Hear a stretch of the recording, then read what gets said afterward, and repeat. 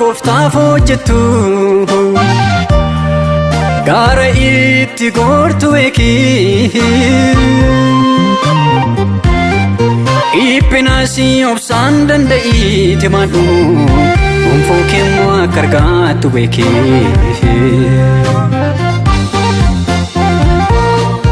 qabaachuullee qabdaa qorumsaa mudhii kee jabeessi medhu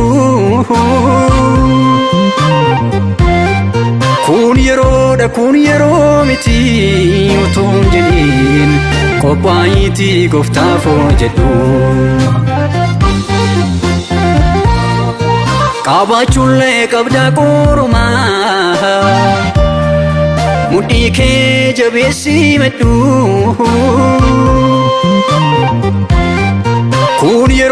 kun yeroo miti utuun jedhin argamiiti gooftaaf hojjedhu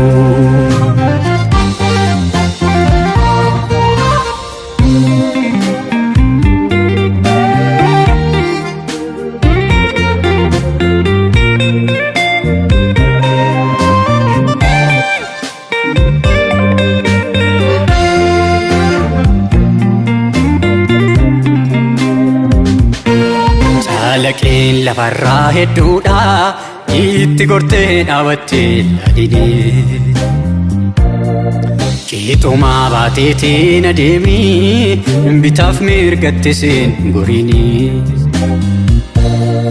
Booliif gaadi jallachuunoo deemaasiinuu karaatti hambisee Imaanaa gooftaan isatti kennee sana utuu raawwatiin hambisee Booliif gaadi millachuunoo deemaasiinuu karaatti hambisee Imaanaa gooftaan isatti kennee sana utuu raawwatiin hambisee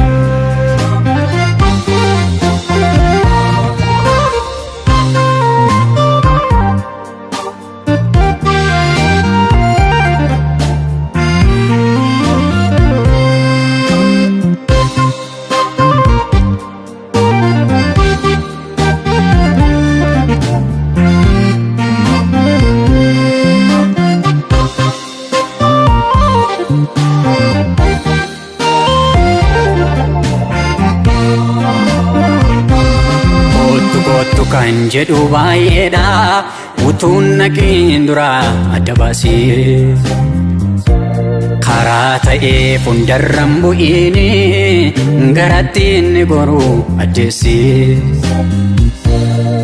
tajaajila kan jedhamu lubbuusaa yoo godheedha marsaa dorgommeesaa saddaan hin kutuu raawwatee argata badhaasasaa tajaajila kan jechisiisu lubbuusaa yoo godheedha marsaa dorgommeesaa saddaan hin kutuu raawwatee argata badhaasasaa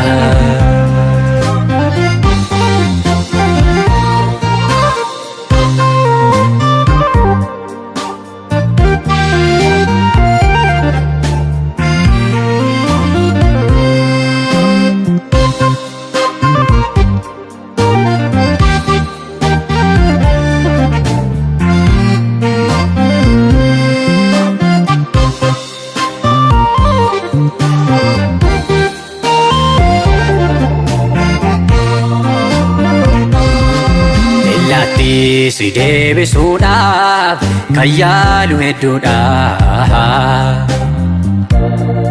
yaada kee hundaaf hin kenniini si miidha keessisaa summiidha